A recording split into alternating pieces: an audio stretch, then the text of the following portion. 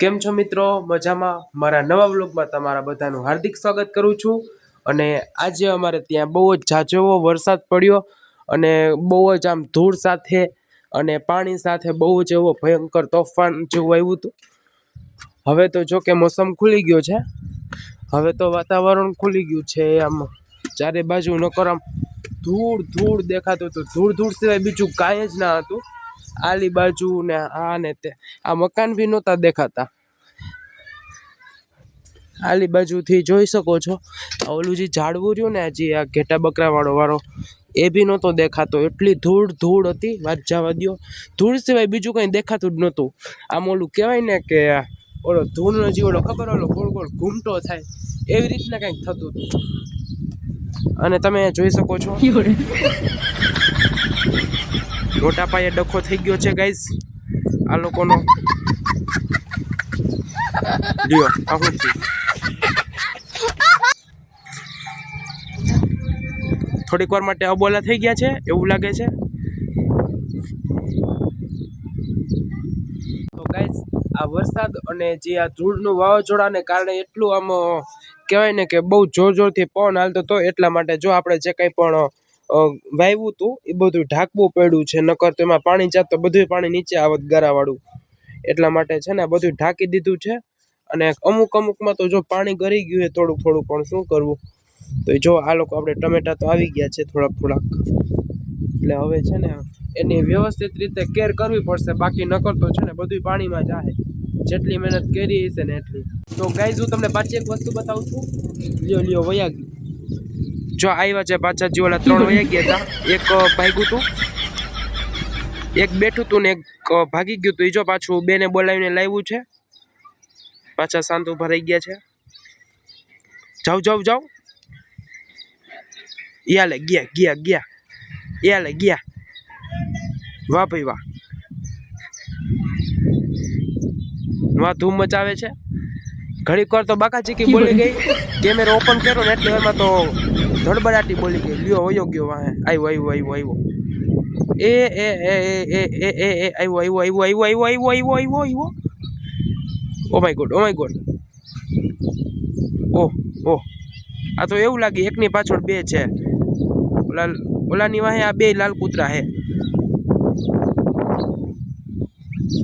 તો ગાઈઝ આવું તો ચાલતું રહેશે. હવે આપણે એમાં બહુ વધારે ધ્યાન દેવાય નહીં. આપણે આપણું કામ કરે. બાકી એનામાં આપણે બેઠા રહેવું ને તો ન્યા આવે રહેવું. કાંઈ થાય નહીં. પછી આપણે આપણું કામ જોઈએ અને મળીએ આગળ. નીચે જો છોકરા આવી ગયા છે રમવા. અવંશ હાય. અર્જુન ચૂહા. અર્જુન જેવડો તો દડો હેલા. અર્જુનને ટીચી નાખો.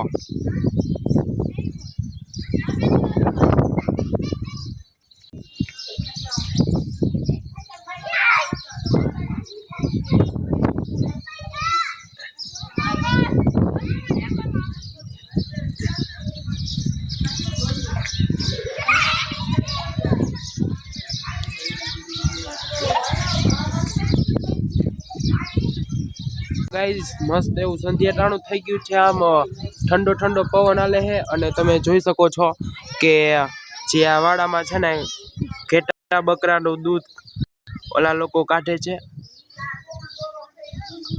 અમારે છે ને સાઈડમાં જ છે રબારી લોકો છે. એ લોકોના જ છે આ બધા ઘેટા બકરા. બધા એના જ છે. ગાય ભી એની જ છે. અને આલી બાજુ છે ને એક નાનો વાડો છે એ ભી એનો જ છે. એમાં ભી એની ગાય છે. એટલે હે ને ગાઈસ આજે છે ને બહુ આમ મજા આવી. વરસાદને કારણે છે ને ઠંડો પવન હાલે છે બહુ જ ઠંડો. એટલે આમ હે ને મજા આવે છે ને. ઠંડુ એટમોસ્ફિયર થઈ ગયું છે એકદમ. અમે લોકોએ છે ને આવા વરસાદ ચાલુ હતો ત્યારે અમે મેગી બી બનાવી હતી.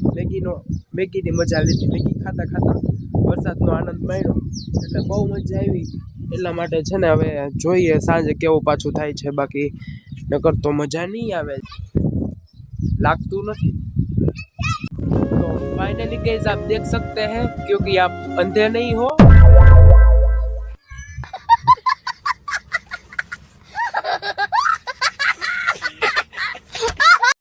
તો ગાઈઝ અટાણે છે ને પપ્પાનો દુકાનેથી ફોન આવ્યો તો ડુંગળી માટે, એટલા માટે છે ને આપણે એને થોડીક ડુંગળી કાપીને આપી દઈએ પછી તમને મળીએ।